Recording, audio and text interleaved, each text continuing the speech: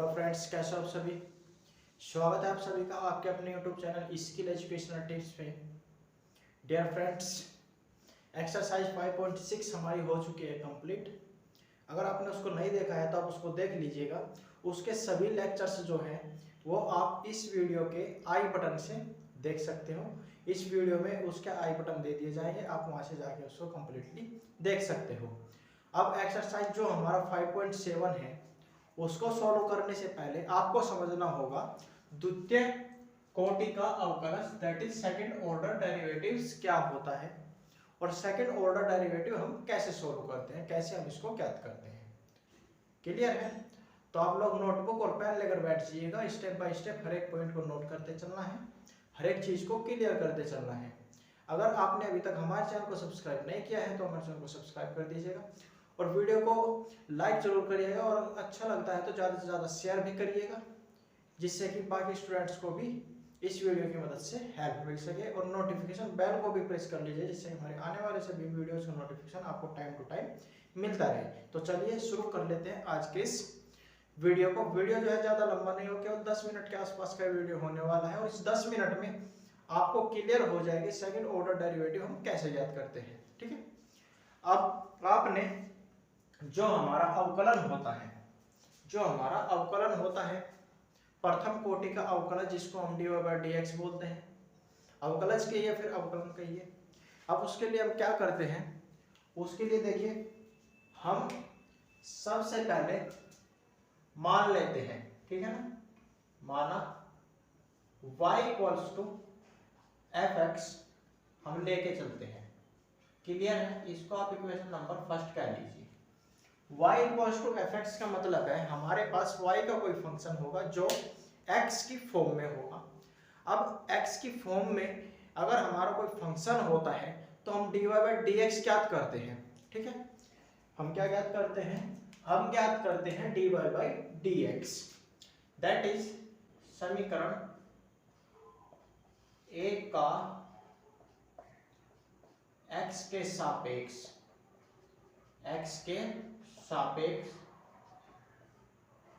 अवकलन करने पर। कहने का मतलब है जो हमारा fx होता है, y का फंक्शन x के टर्म में होता है, उसका हम करते हैं x के रेस्पेक्ट में अवकलन। x के रेस्पेक्ट में अवकलन करने का मतलब होता है कि dy/dx। अब dy का मतलब ये नहीं है कि हम इसको यहाँ पे dx से डिवाइड कर रहे हैं। जो हमारे पास ये डिवीजन में dx होता है, ये dx, इसका मतलब होता है कि y के फंक्शन का x के रेस्पेक्ट में अवकलन है, d for derivative, d for differentiation. Clear है? अब एक चीज और आप यहाँ पे नोट कर लीजिए कि हमने आपको स्टार्टिंग में एक बात बताई थी, जो बेसिक्स वीडियो उसमें हमने क्लियर किया है कि जब हम प्रथम कोटि का अवकलन लेते हैं, dy/dx लेते हैं, चूंकि y = fx, तो लेके चलते हैं ना इसको, dy/dx को हम क्या लिख सकते हैं, इसको हम लिख सकते हैं f'(x). क्लियर है? f'(x) का मतलब है कि y का फंक्शन जो x के टर्म में है उसका एक बार अवकलन। क्लियर है? अब f'(x) को अगर बात करें तो हम इसको y1 भी लिख सकते हैं। ठीक है, ये है प्रथम कोटि का अवकलज। क्लियर है? इसको हम बोलते हैं प्रथम कोटि का अवकलज। लिख लीजिएगा इसको। अभी तक जितने हमने क्वेश्चन सॉल्व किए हैं अवकलज के, वो सोल्व किया प्रथम कोटि के अवकलज के। ठीक है, प्रथम कोटि का अवकलज। क्लियर है? dy/dx जो हमने अभी तक सोल्व किए हैं वे है प्रथम कोटि के अवकलज। बार बार रिपीट कर रहे हैं क्योंकि इंपॉर्टेंट पॉइंट है। इसके बाद सेकंड जो हमारा पॉइंट आता है इसी के अंदर, जो हमारा dy/dx होता है, इसी का हम दोबारा फिर से अवकलन जब करते हैं, that is of dy/dx equals to अब इसका मतलब क्या है, इसका मतलब है कि इस पहले वाले dy by dx का जो हमारा प्रथम कोटि का अवकलज है उसी का दोबारा फिर हम x के रेस्पेक्ट में अवकलन करते हैं तो हमको मिलता है d2y ओवर dx2। क्लियर है।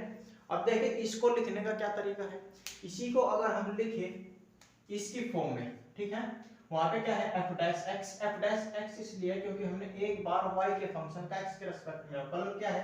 अब यहाँ पे अगर बात की जाए तो इसको हम क्या लिख सकते हैं, इसको हम लिख सकते हैं f double dash x, fx का दो बार डिफरेंशिएशन, जितनी बार हम डिफरेंशिएशन करते हैं उतनी बार हम यहाँ पे डैश का साइन लगा देते हैं और इसी को हम दूसरी भाषा में और लिख सकते हैं, दो बार डिफरेंशिएट करें दैट इज द्वितीय कोटि का अवकलन हो गया तो इसको हम लिख देंगे y2।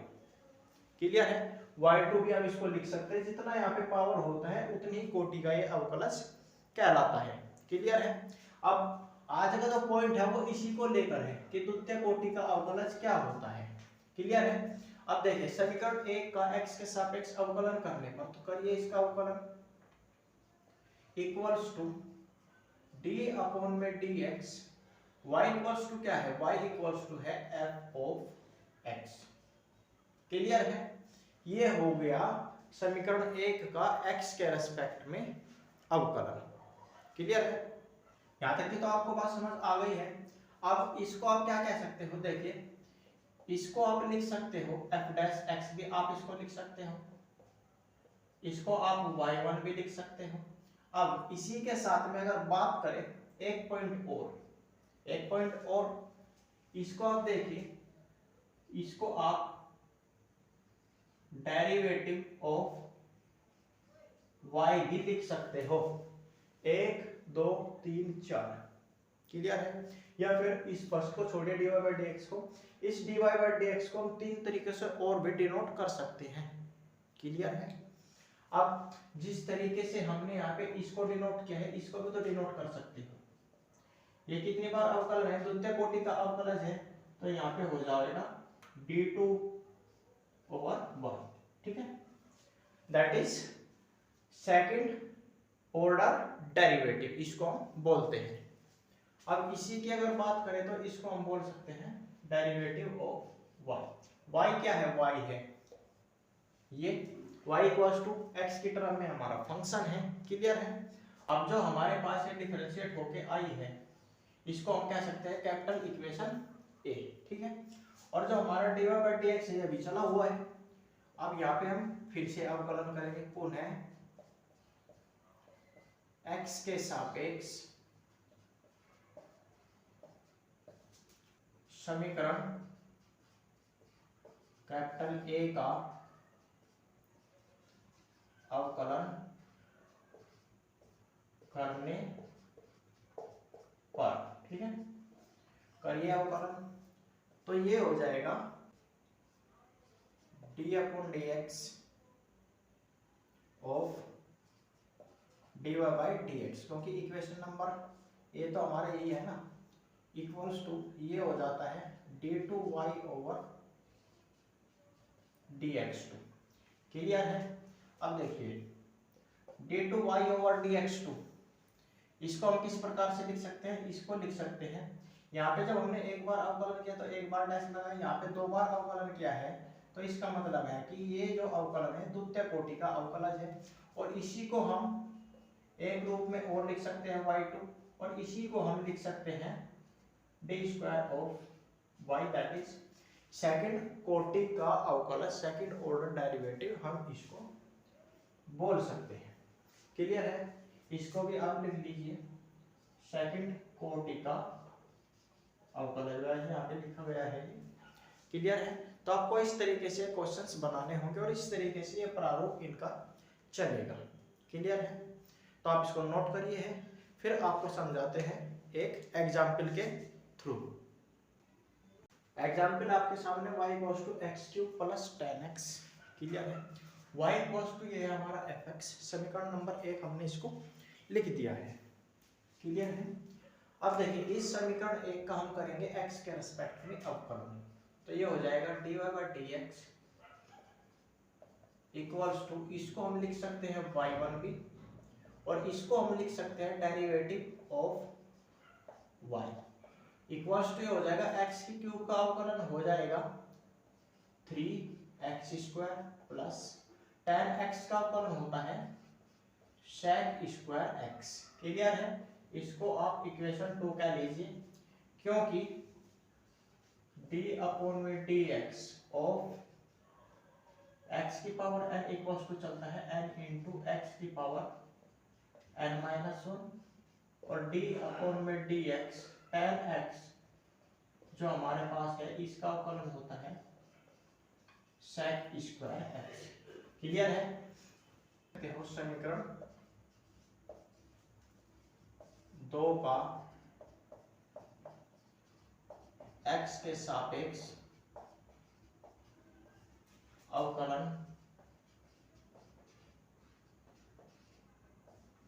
करने पर। क्लियर है? समीकरण 2 का x के रेस्पेक्ट में अवकलन कर दीजिए, तो अब की बार में चलेगा d/y/dx, that is second order derivative start हो जाएगा, इक्वल्स टू यहाँ पे आ जाएगा y2, और ये हो जाएगा second order derivative. Clear? Equals to 3 दूने 6 x प्लस sec² x का अगर अवकलन करते हैं तो ये आ जाता है 2 sec x into sec x का अवकलन होता है sec x into tan x। Clear है? बनाइए इसको, ये आ जाएगा 6x plus 2 into sec² x into tan x। Clear है? ये हो जाएगा इस एग्जाम्पल का सेकंड ऑर्डर डेरिवेटिव। ठीक है? तो इस तरीके से आपको एक्सरसाइज जो हमारी 5.7 है, इस तरीके से आपको उसमें क्वेश्चंस करने होंगे। तो उम्मीद करते हैं जो आज के छोटा सा सेशन है द्वितीय कोटि का अवकलन सेकंड ऑर्डर डेरिवेटिव्स, ये आपको क्लियर हो गया होगा। अगर आपका जरा सा भी कोई डाउट है तो आप उसको कमेंट बॉक्स में टाइप करके पूछ सकते हो। तो आज के इस वीडियो बस इतना ही, मिलते हैं नेक्स्ट वीडियो में एक्सरसाइज 5.7 के साथ। तब तक के लिए नमस्कार।